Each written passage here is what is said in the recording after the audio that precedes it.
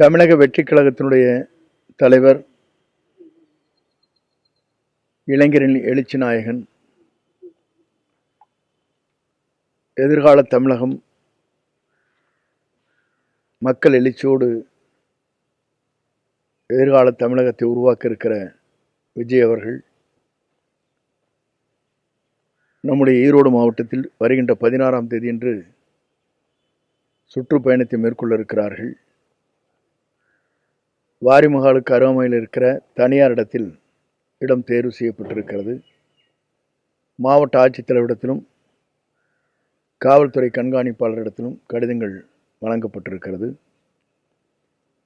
அதற்குரிய அனுமதியை பெற்றவுடன் பணிகள் விரைந்து அரசு என்ன நடவடிக்கை மேற்கொள்ள இருக்க வேண்டும் என்கிறார்களோ அதை நிறைவு செய்து வெற்றிகரமாக இந்த நிகழ்ச்சியை நடத்துவதற்கு நாங்கள் அனைவரும் ஒருங்கிணைந்து அந்த பணிகளை மேற்கொள்ள இருக்கிறோம் என்பதை மகிழ்ச்சியோடு தெரிவித்துக் கொள்கிறேன். நன்றி, வணக்கம்.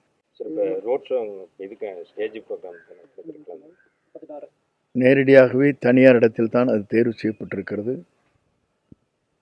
ரோட் ஷோ என்பது இப்போது தவிர்க்கப்பட்டிருக்கிறது. ஆகவே தனியார் இடத்தில் அது தேர்வு செய்து இந்த நிகழ்வு நடைபெற இருக்கிறது.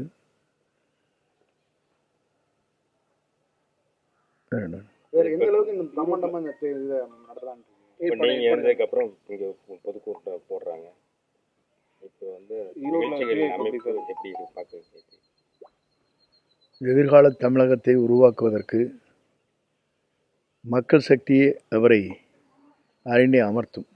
இப்போ 2 நாட்களில் பார்த்தீங்கன்னா திமுகவில் காங்கிரஸ் கேட்ட சீட்டு கொடுக்கல, பேச்சுவார்த்தை போயிட்டு இருக்குன்னு சொல்றாங்க. அது எந்த அளவுக்கு? அதை பற்றி அவரிடத்தை தான் கேட்க வேண்டும்.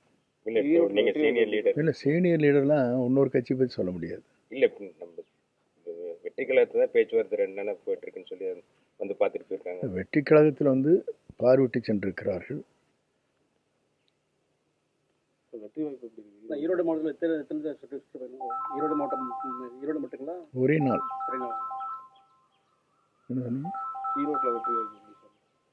பொறுத்திருந்து பாருங்கள்.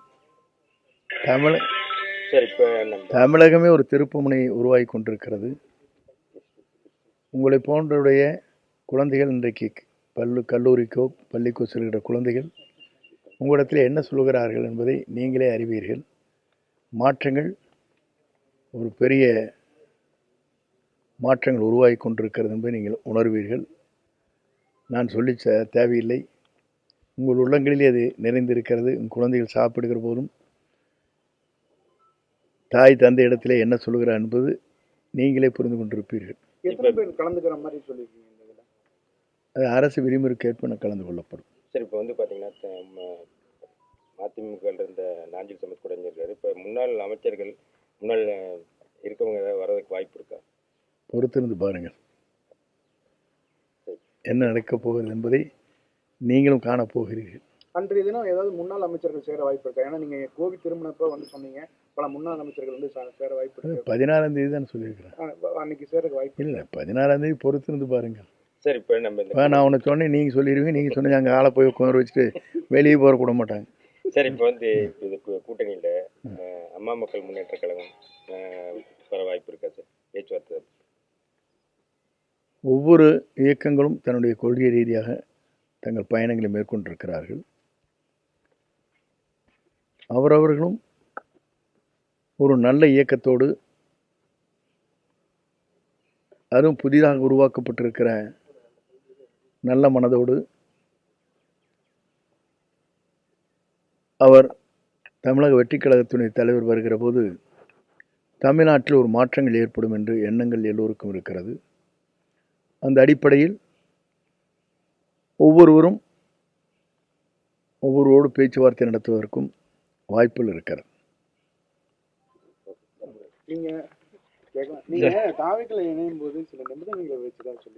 அதெல்லாம் தவறான தகவல். என்னை பொறுத்தவரை எந்த நிபந்தனையும் வைக்கவில்லை. என்னை யாரும் உந்திச்சு இங்கே அன்றைக்கு நான் சொல்லிட்டேன்,